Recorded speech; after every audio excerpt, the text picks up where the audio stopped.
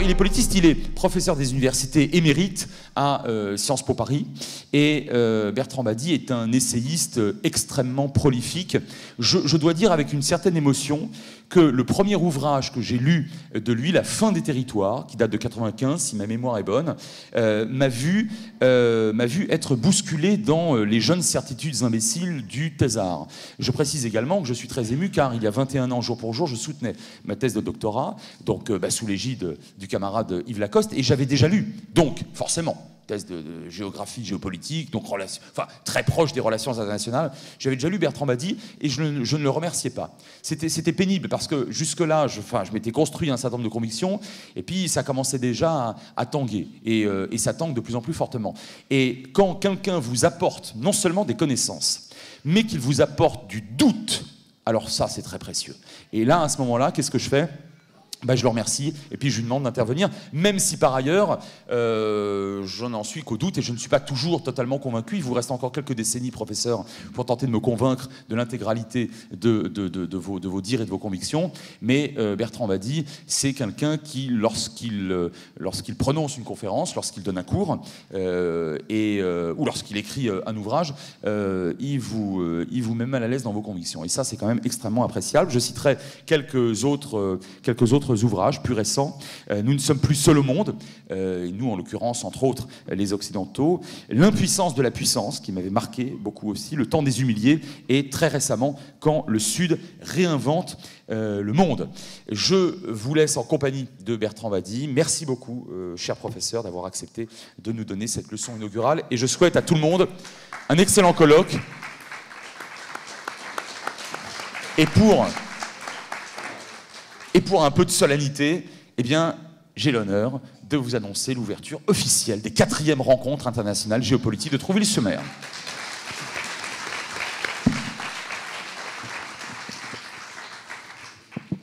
Merci beaucoup, cher Frédéric. Merci de m'avoir invité et merci, de m'avoir présenté ainsi. Je dis merci, mais parce que si vous mettez la barre trop haut, la déception va monter aussi vite que la température.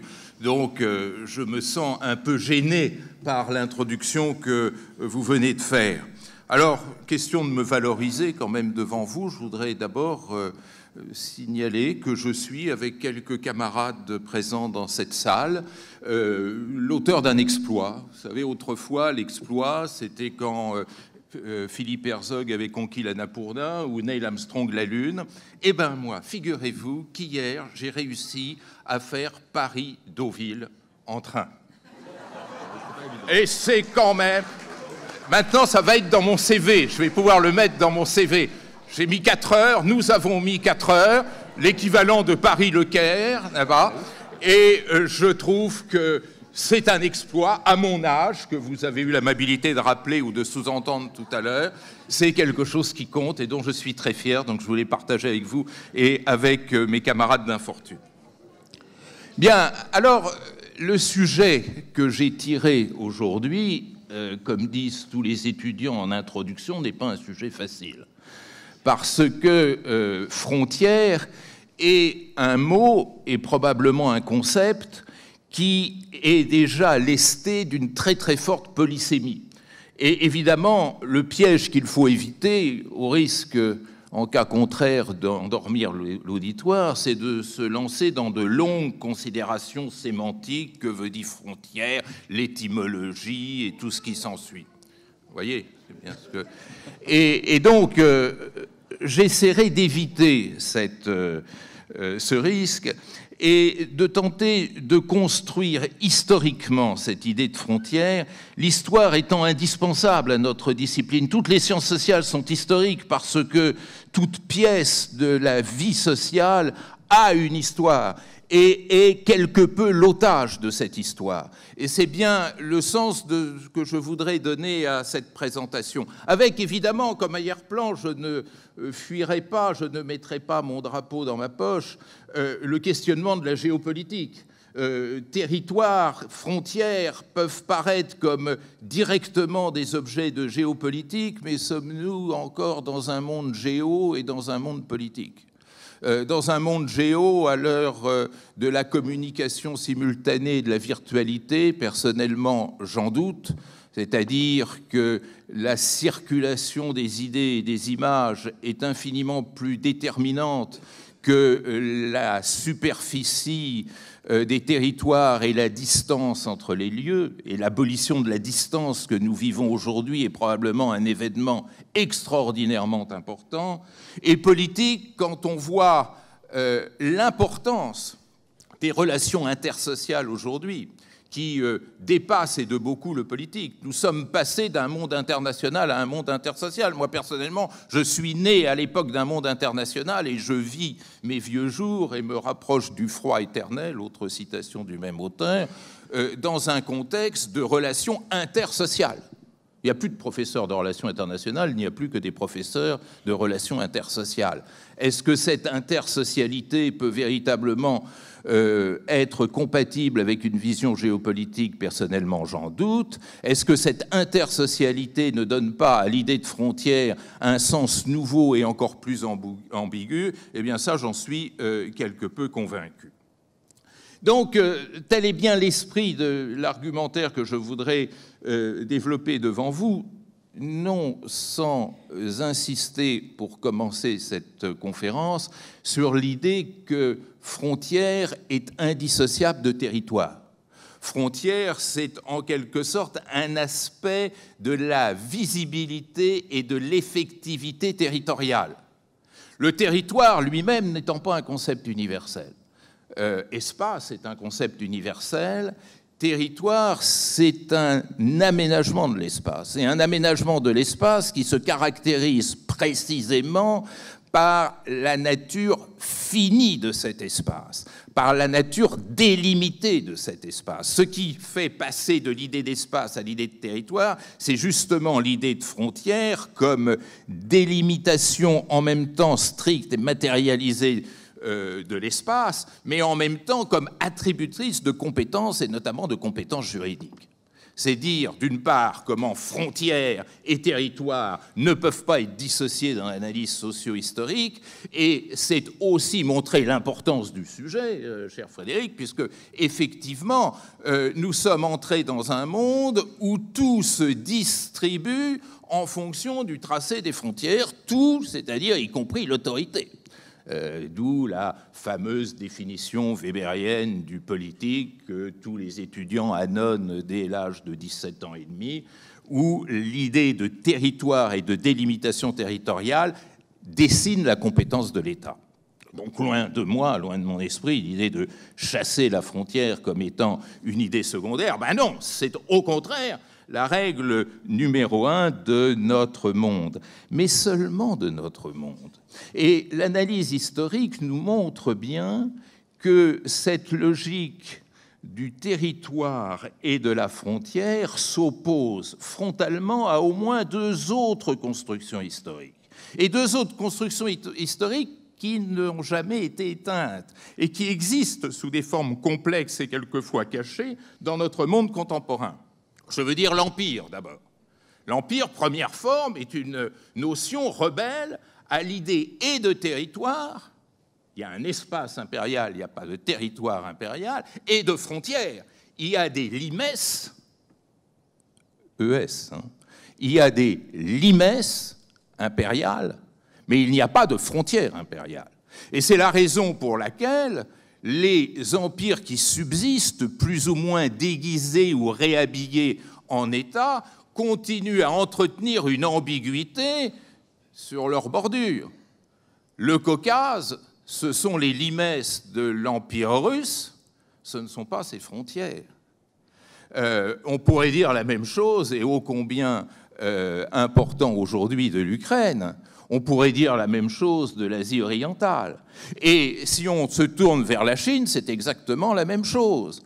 Que signifie historiquement et culturellement cette démarcation qui distingue l'Empire chinois de la Corée, du Vietnam, et n'ouvrons pas le périlleux dossier du Tibet et du Xinjiang, dont on ne sait encore historiquement s'ils sont dedans ou dehors. Donc c'est bien toute une autre problématique où l'élément moteur, l'élément de moteur politique est à trouver dans l'idée de rayonnement impérial beaucoup plus que dans l'idée de limitation impériale. Cette tension multiséculaire, mais multimillénaire, entre la délimitation et le rayonnement prend tout son sens lorsque on compare les empires survivants aujourd'hui aux États nés du miracle westphalien. Mais il n'y a pas que l'empire. Il y a aussi la cité et toutes les formes d'organisation de la cité.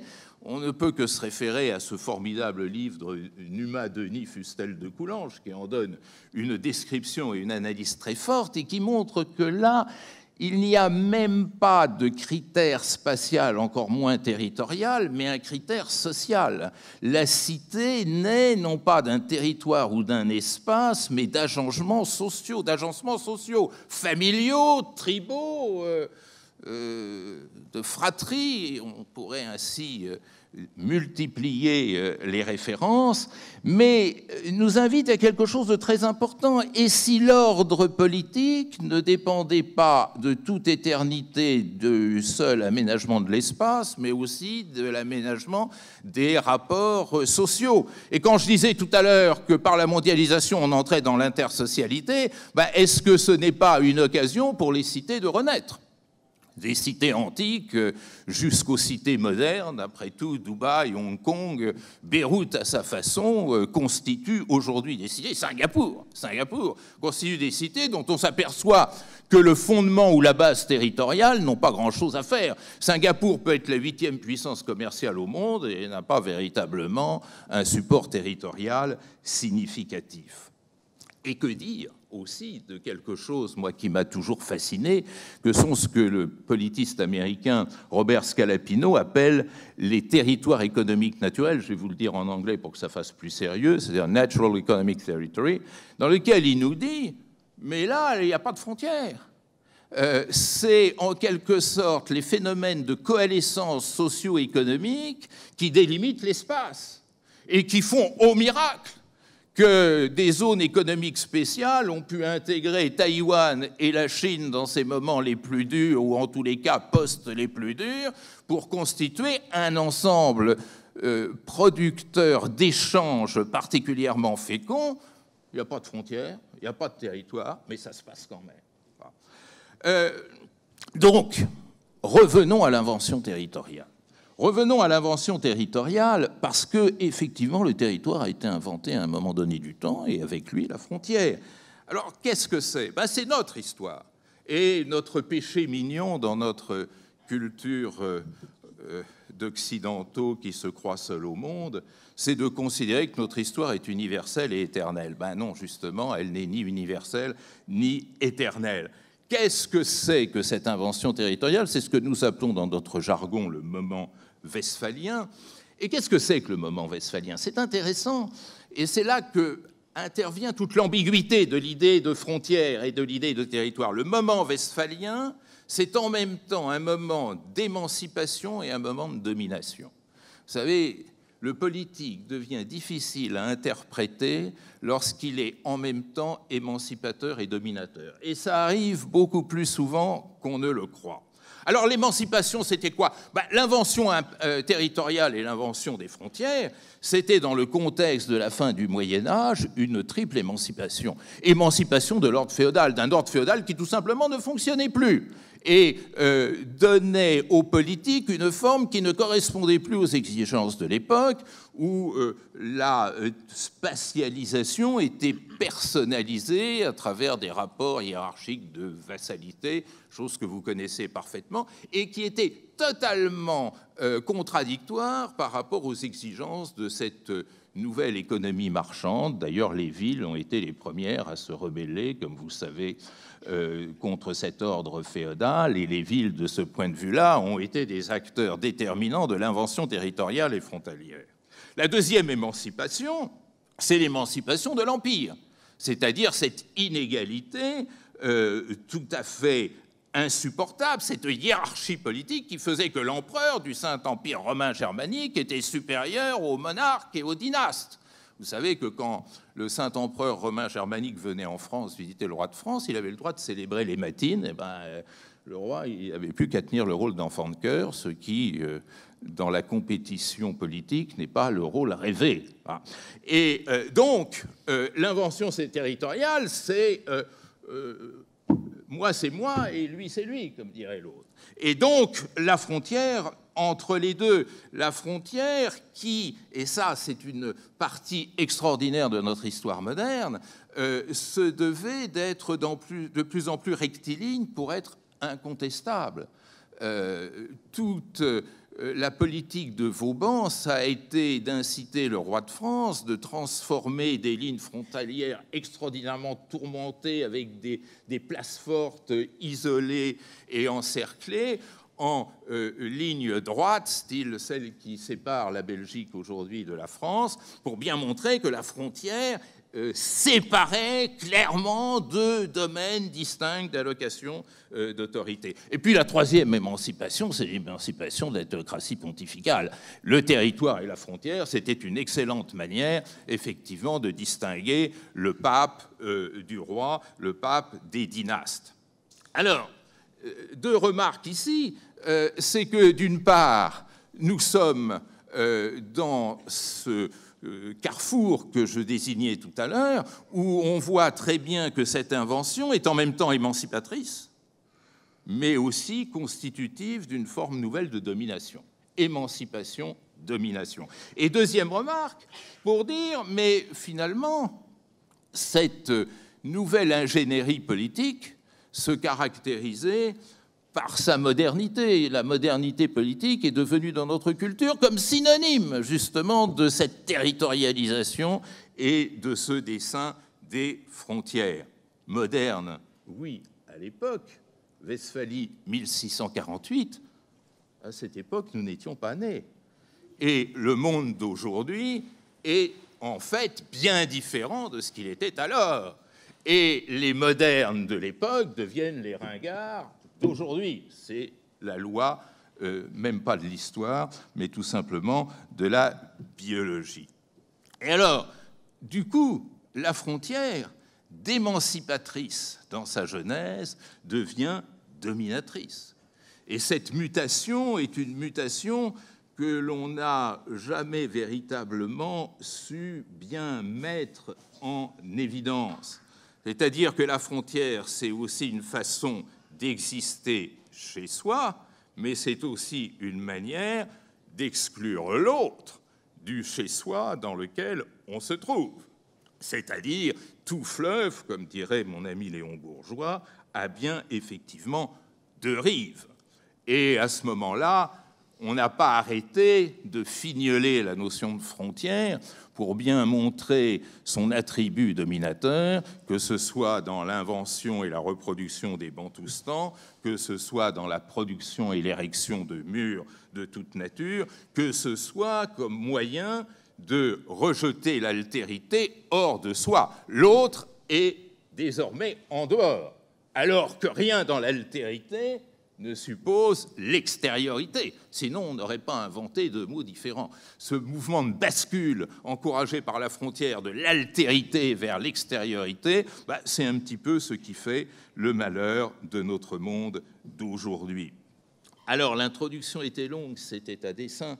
Je voudrais maintenant juste, puisque je viens d'un établissement qui est sponsor, il faut que je respecte ces règles, développer deux parties, et quand je serai à la deuxième sous-partie de la deuxième partie, vous direz, ça y est, c'est bientôt terminé. Alors, la première question que je voudrais poser, c'est l'universalité de la chose, parce que c'est quand même une histoire très particulière. Et peut-on tenir cette histoire particulière pour universelle? Et la deuxième question que je voudrais poser, c'est sa vitalité. C'est-à-dire, peut-on considérer qu'elle est résiliente?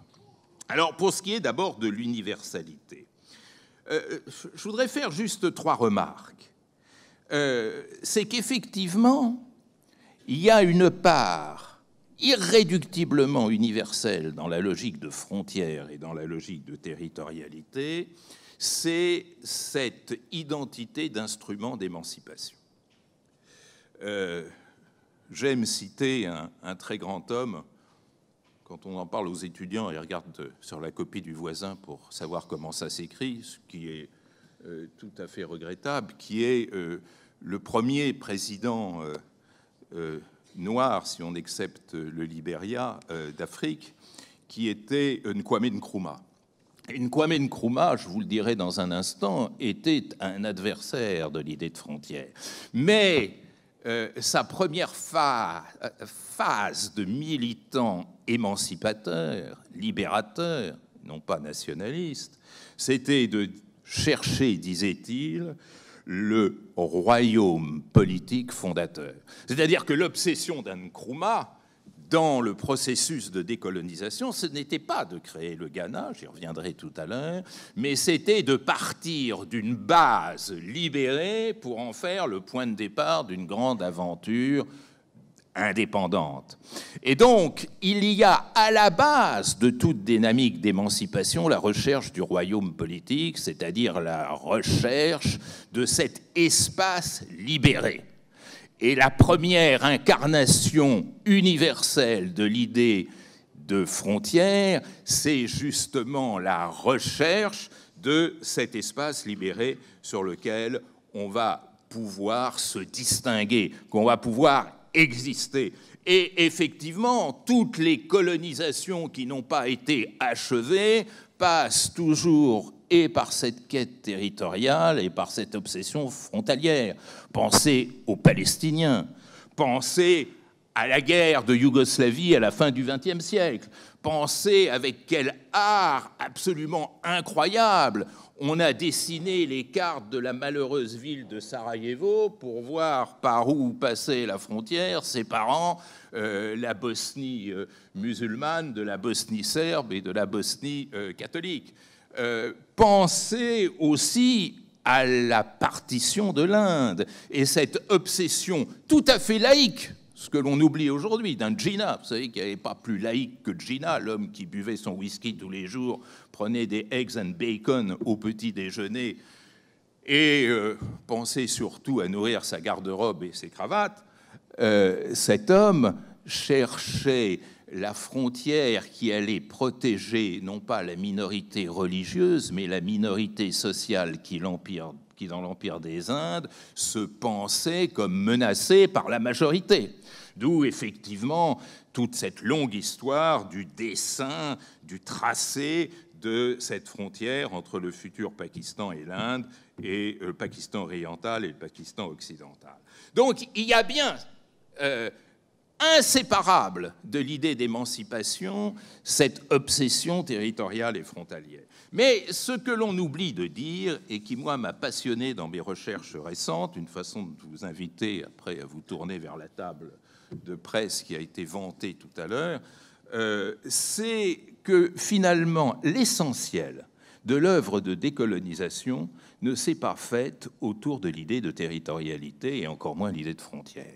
Parce que quelle était la véritable utopie de la décolonisation et de l'émancipation? Ce n'était pas la construction de l'État-nation. Et le même Nkrumah de dire, attention, si on construit un État-nation en Gold Coast, on va se faire avoir, parce que ce territoire indépendant ne pourra pas vivre souverainement. Quelle intuition, et quelle intuition juste.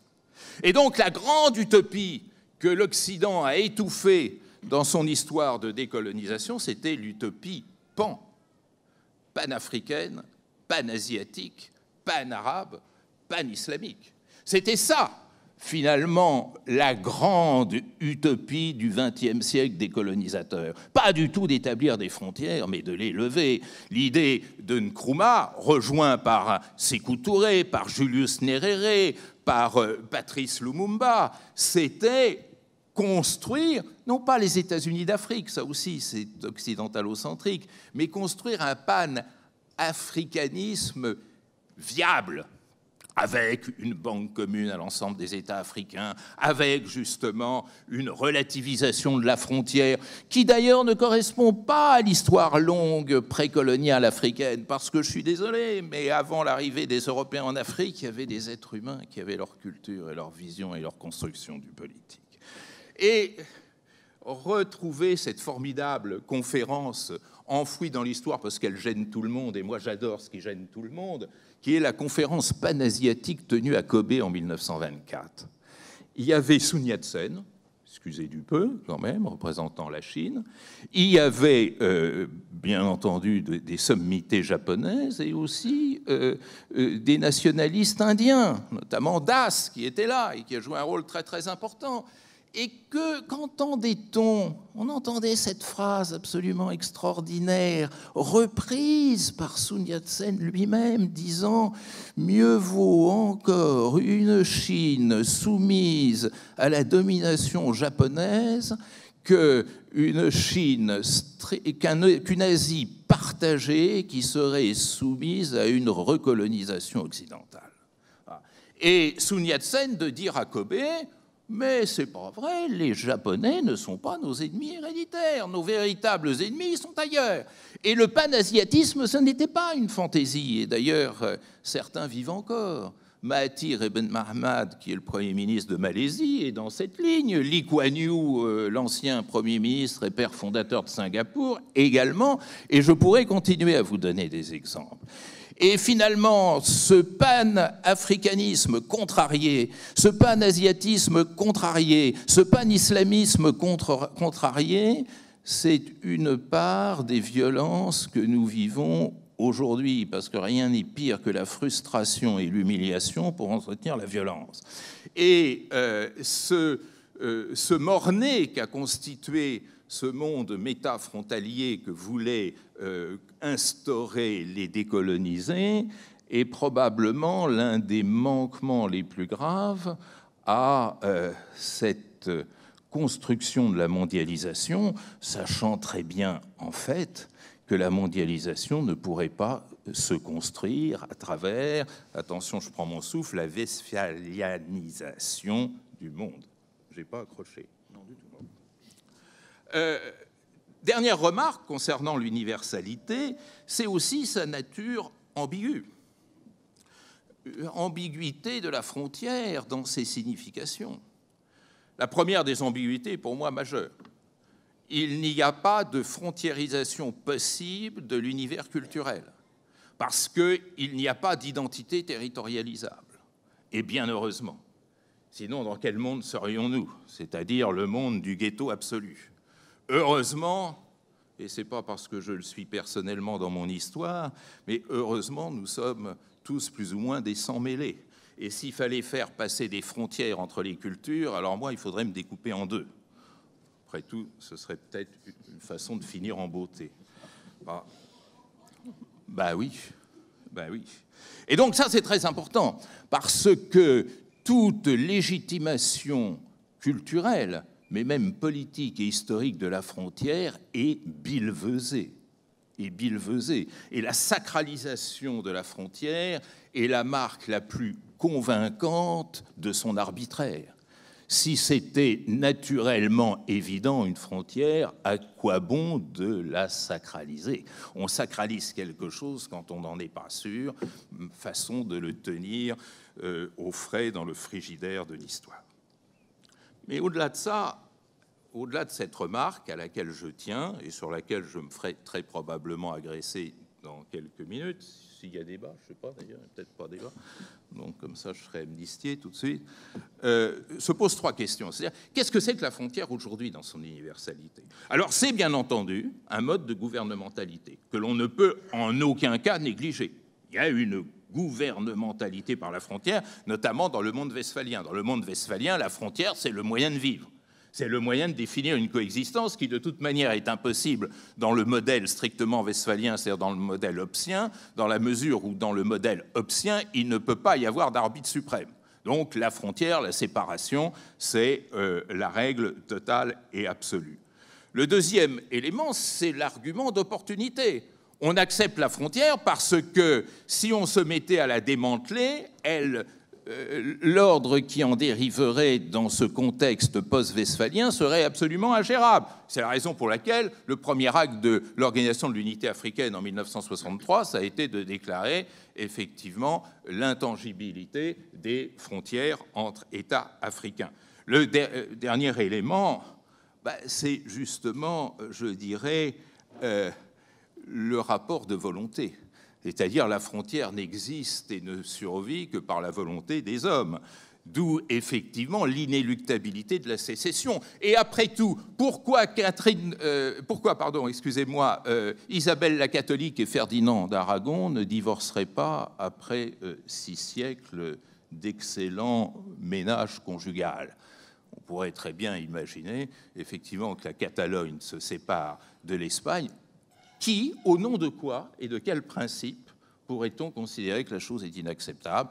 De même l'Écosse de la Grande-Bretagne, de même le Québec du Canada, de même la Corse de la France, etc. Ça commence à chauffer dans la salle. Et effectivement, qu'on me démontre la raison fondamentale. Deuxième point, et dernier, je me rapproche de la porte de sortie, ne vous en faites pas, c'est la vitalité de la chose. C'est-à-dire aujourd'hui, comment ça fonctionne la frontière? Eh bien, je dirais à partir de 2 éléments contradictoires. Le premier élément contradictoire, c'est que la frontière a un ennemi non négligeable aujourd'hui, c'est l'évolution de la technologie. C'est-à-dire que nous vivons dans un monde où la nature de la communication moderne et contemporaine a réussi à abolir la distance. La distance est fondatrice de l'ordre politique ancien. Aujourd'hui, la distance n'existe plus. Elle peut être vaincue par Internet, par le portable, par tout un tas d'instruments de communication qui fait que la frontière, la pauvre, elle regarde la chose sans défense. Même lorsque les gouvernements s'acharnent à mettre des frontières, la muraille de feu que l'on met en Chine pour empêcher les Chinois d'accéder à Google tient généralement entre 1 minute et 45 secondes et 2 minutes et 20 secondes. C'est l'expérience que j'ai pu en faire à chacun de mes séjours en Chine, où un jeune assistant chinois, généralement ils servent à ça lorsqu'une délégation étrangère arrive, a pour mission de casser, pénétrer la muraille de feu. Si bien que la vérité de notre monde actuel n'est pas dans la matérialité de la frontière, mais dans la virtualité des échanges.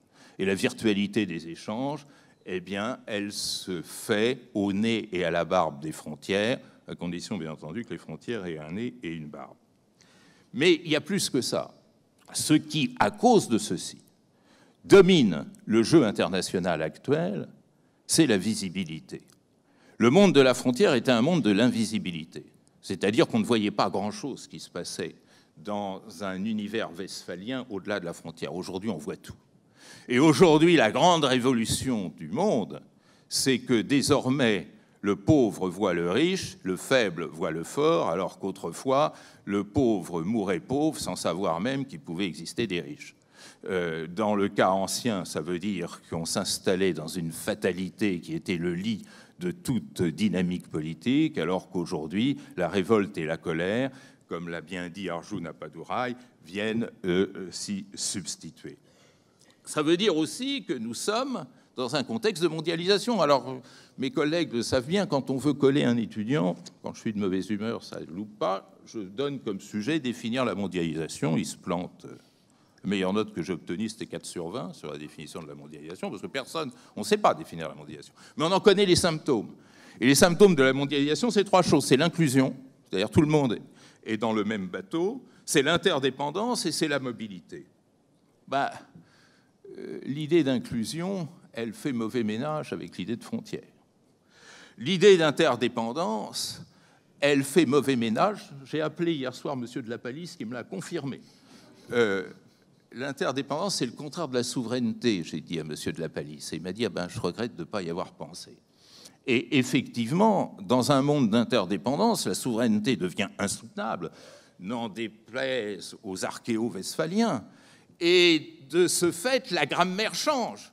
Cette interdépendance, il faut bien la gérer. Et ce n'est pas avec les frontières que l'on peut justement gérer cette interdépendance. Quant à la mobilité, elle a le privilège de faire de la migration l'avenir du monde. c'est-à-dire un monde où tout le monde bougera et de plus en plus pour s'enrichir mutuellement. Et là, la frontière, n'en déplaise à M. Trump, d'ailleurs j'étais content parce que M. le maire, vous dites Trump, et moi je dis Trump. C'est intéressant, faudrait... voilà, Trump ou Trump, c'est la même personne, effectivement. Et n'en déplaise à ce monsieur, la frontière perd son sens, et si on veut lui en redonner, on ne peut lui en donner qu'une signification sanglante. Sanglante. Ou en tous les cas mortifère. Songez aux 50 000 qui reposent au fond de la Méditerranée depuis l'an 2000. Alors, et je termine là-dessus, vous voyez, c'est cette formidable deuxième sous-partie de ma deuxième partie. Est-ce que pour autant la frontière appartient au passé? Ben non, rassurez-vous. Elle a plein d'avenir, la frontière. Pardon? Oui, hélas. Oui, oui, non, mais moi je suis un mondialiste, je ne sais pas si vous en êtes rendu compte. Mais elle a quand même une fonction, et une fonction qui est inverse par rapport à la fonction originelle. Et c'est ça qui est intéressant. D'abord, je constate qu'il y a très peu de guerres frontalières aujourd'hui. Des guerres frontalières au sens propre du terme, et notamment dans ce monde auquel on a imposé des frontières. Il y a la guerre des sables entre l'Algérie et le Maroc. Ouais, bah oui, bon, c'est pas très... ouais.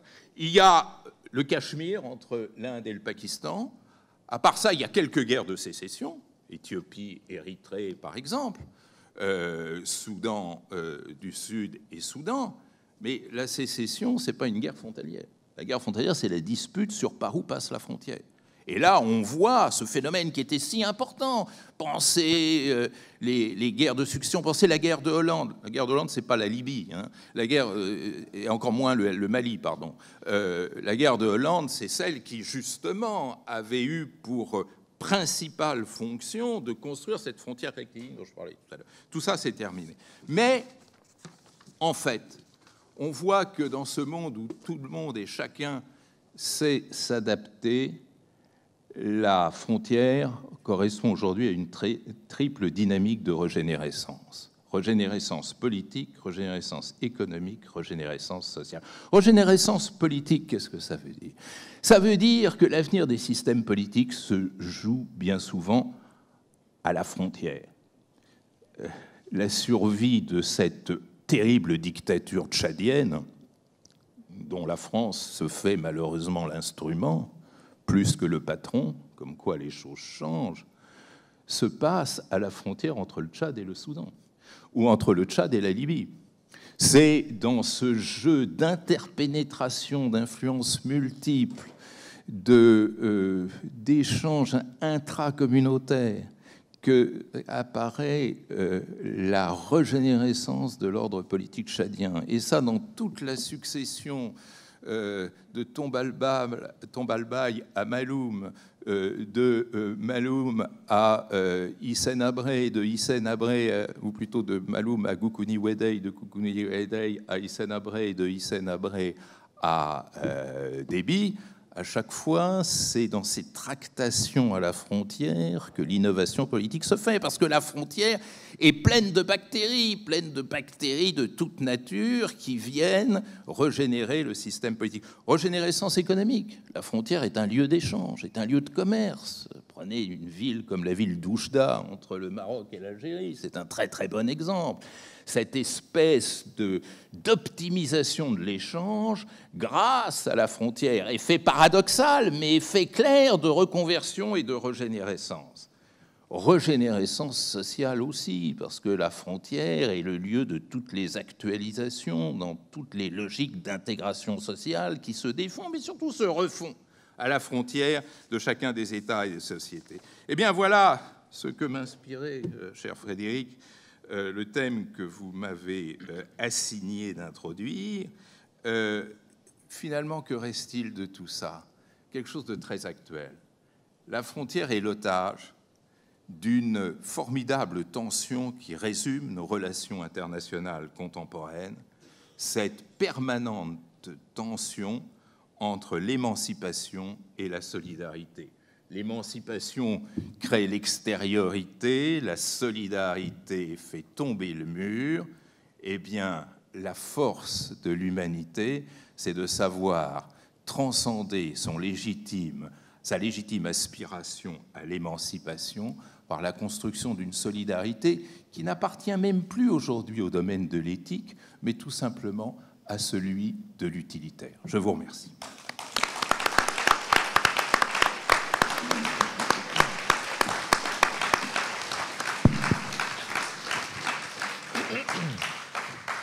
Merci beaucoup, professeur Badi. J'ai une bonne nouvelle pour vous. Vous ne subirez pas le sort de Saint-Just et autres Robespierre, car même si vous avez pu susciter certaines préoccupations, parce que l'usage veut qu'après une leçon inaugurale, il n'y ait pas de débat, non seulement l'usage, mais le rythme imposé à ce colloque. C'est un bon rythme, parce qu'après chacune des tables rondes, vous aurez la possibilité de vous exprimer. Et comme je sais que Bertrand Badi est quelqu'un qui adore partager, et vous avez pu vous en rendre compte, eh bien, il va nous faire l'amitié de rester un petit peu, pas longtemps, quelques semaines, pas davantage, mais enfin, en tout cas, un petit peu à Trouville, et ne vous étouffez pas. Et si vous avez des questions à lui poser tout à l'heure, entre différentes tables rondes, je pense qu'il aura la gentillesse de répondre, et en particulier de s'asseoir avec son joli stylo pour vous faire un petit gris-gris inoubliable sur l'un de ses nombreux et excellents ouvrages. Merci beaucoup, professeur Badi. J'appelle tout de suite Rutel Krief, qui a très aimablement accepté d'animer la première table ronde de ce colloque, a appelé à la barre ces 4 panélistes pour cette première table ronde consacrée à la représentation de la frontière. Merci.